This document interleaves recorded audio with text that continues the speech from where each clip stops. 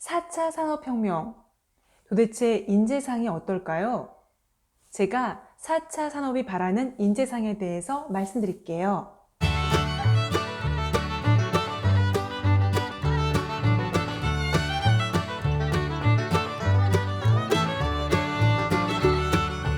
안녕하세요. 글로벌의 미셸 박입니다. 여러분 요즘 집콕하면서 어떻게 지내시나요? 오늘은 제가 지난 영상에서 4차 산업혁명이 되면은 디지털과 아날로그가 조화를 이루어야 된다는 말씀 드렸잖아요. 오늘은 그런 조화를 위한 4차 산업의 인재상은 무엇일까? 참 인재상에 대해서 말씀드려 볼게요. 미국 회사의 사례를 한번 들어볼게요. 미국의 IT 컨설팅 기업이에요. 이 기업에서는 클라우드 컴퓨팅 시스템을 하는 영업을 하고 있었어요. IT 회사였고 직원들이 공학 쪽, 엔지니어 쪽 그런 직원들이 꽤 유능한 직원이 많았죠. 그런데 어느 날 어떤 고객사를 만났는데 이 고객사의 마음을 움직일 수가 없는 거예요. 그래서 이런저런 얘기를 다 해서 우리가 다 클라우드 컴퓨팅을 너무 잘해줄 수 있다, 이런 방법을 하면 된다, 아무리 얘기해도 이 고객사는 너네는 우리가 원하는 거를 시스템에 할 수 없다. 그래서 고객으로 이끌 수가 없는 거예요. 그래서 너무너무 고민해서 이제 정말 회사가 망하게 생긴 거예요. 그래서 동료들과 함께 바에 가서 맥주를 한잔 하면서 얘기를 하게 됐죠. 그래서 허심탄회하게 얘기하면서 바에서 거기에는 꽤 괜찮은 바텐더가 한 명 있었어요. 그 바텐더랑 얘기를 하면서 우리가 어떻게 하면 돼? 우리 이제 이 일을 못 따면 우리 회사는 큰일 나는데 우리 다 잘리게 생겼어. 이러면서 막 얘기를 한 거죠. 그랬더니 바텐더가 그래? 아유, 괜찮아. 좀만 더 하면 되지 않겠어? 그러면서 내가 도와줄 수 있을까? 이러는 거예요. 그래서 바텐더가 너무 괜찮은 친구였는데 날 한번 거기 보내줘봐, 그 고객사에. 내가 한번 해볼게. 이러는 거예요. 그래서 그렇게 술을 마시고 이제 그 다음날 아침에 출근해서 또 팀 회의를 하게 됐죠. 그런 팀 회의를 하면서 야, 우린 정말 할 때까지 다 했어. 이제 방법이 없어. 어떻게 하면 좋지? 정말 우리 바텐더 한번 보내볼까? 이런 얘기를 한 거예요. 그래서 더 이상 어떻게 한 해결 방안이 없으니까 바텐더를 그 고객사에 보내게 된 거죠. 바텐더는 그 고객사와 함께 얘기를 계속 나눴어요. 그리하여 그게 성사가 되었답니다. 그래서 너무 놀란 거예요. 이 회사에서는 어떻게 우리의 그 우수한 인력들이 가서 그렇게 고객사의 마음을 움직이려고 여러 가지를 다 했는데 해결이 안 됐는데 어떻게 이 바텐더가 전공자도 아닌데 가서 그 고객의 마음을 움직였을까? 그런 것에 포커스를 맞추게 됐죠. 근데 사실 여러분, 바텐더가 어떤 일을 하나요? 사람들의 말을 많이 들어주고 또 그 말들에 대해서 어떻게 해결 방안도 주고 이렇게 사람들을 많이 만나다 보니까 이 사람들은 사람의 마음을 읽을 수 있는 거예요. 특히나 이 바텐더는 철학을 중퇴한 사람이었고 그리고 사람들의 마음을 잘 읽을 수 있는 아주 스마트한 사람이었거든요. 그래서 그 고객사를 만났을 때 그 사람들의 얘기를 잘 들어주고 정말 이 고객이 뭘 원하는지를 알게 된 거예요. 그래서 원래 이 회사에서는 그 고객사와 얘기할 때 항상 기술 중심으로 본인들이 얘기하고 싶은 것만 고객한테 얘기했던 거고 고객의 말을 듣지 않았던 거고, 이 바텐더는 만났을 때 고객에 대해서 고객이 정말 원하는 게 뭔지, 이 시스템을 구축하는 목적이 뭔지, 기술이 아니라 그 목적, 원초적인 어떤 그걸 갖고자 하는 목적에 대해서 알게 됐던 거죠.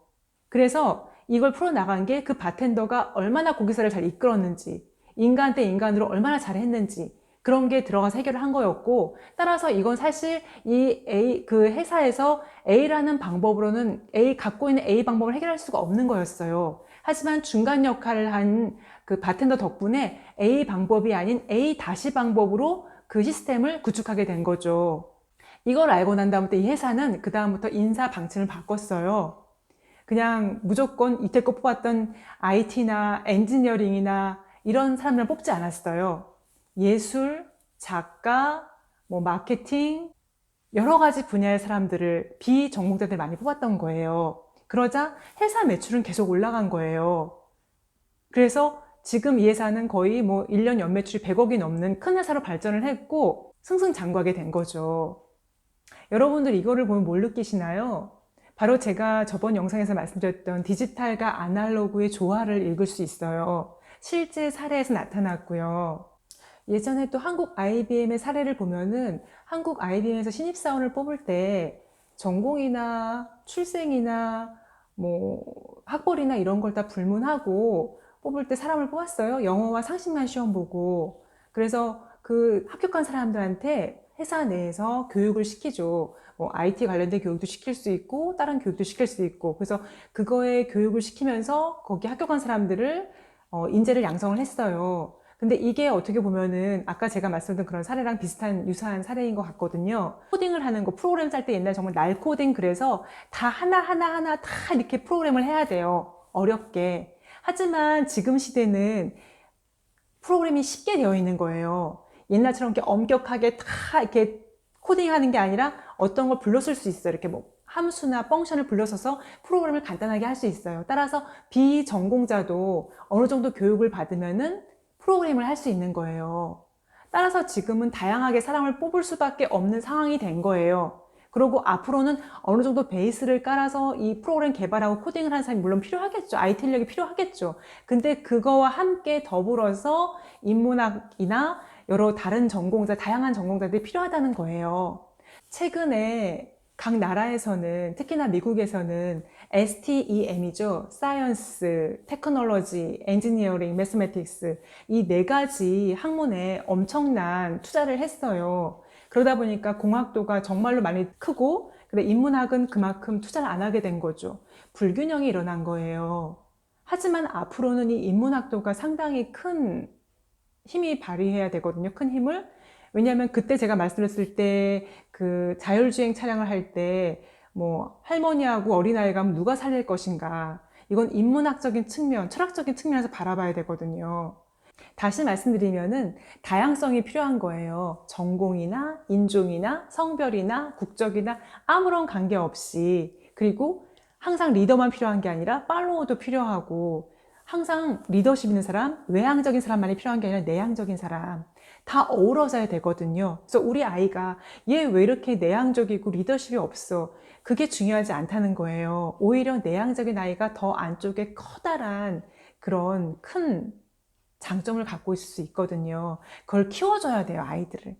제가 저번 영상에서 말씀드렸던 디지털과 아날로그의 조화, 즉 직감과 감성의 조화, 그리고 이런 다양성이 어우러졌을 때 인간 중심의 인간을 위한 4차 산업이 발전된다고 보여지거든요. 로봇을 위한 게 아니라. 그래서 다양성이 중요하고 아날로그 감성이 중요하고. 그래서 여러분들 오늘부터라도 자녀 교육시킬 때 아이들을 다른 눈으로 한번 봐보세요. 그러면 아마 다른 눈으로 보면 우리 아이의 큰 달란트나 탤런트가 기프트가 보일 거예요. 요즘 아이들 방학이잖아요. 한국도 아직 아이들 입학식 못한 아이들도 많더라고요. 코로나로 인해서. 집에 있는 시간이 많고 아이들을 보는 시간이 많잖아요. 이 시간을 한번 우리 아이들을 잘 관찰할 수 있는 시간으로 가져서, 뭐 아이가 어리고 나이가 있고 이게 다 천차만별이겠지만 우리 아이들을 좀 더 그 아이들 눈높이에서 보는 시각, 이 아이의 장점이 뭘까? 이 아이의 달란트가 뭘까? 기프트가 뭘까? 이 아이가 좋아하는 게 뭐지? 라는 그런 생각으로, 그런 눈으로 바라보는 날이 됐으면 좋겠어요.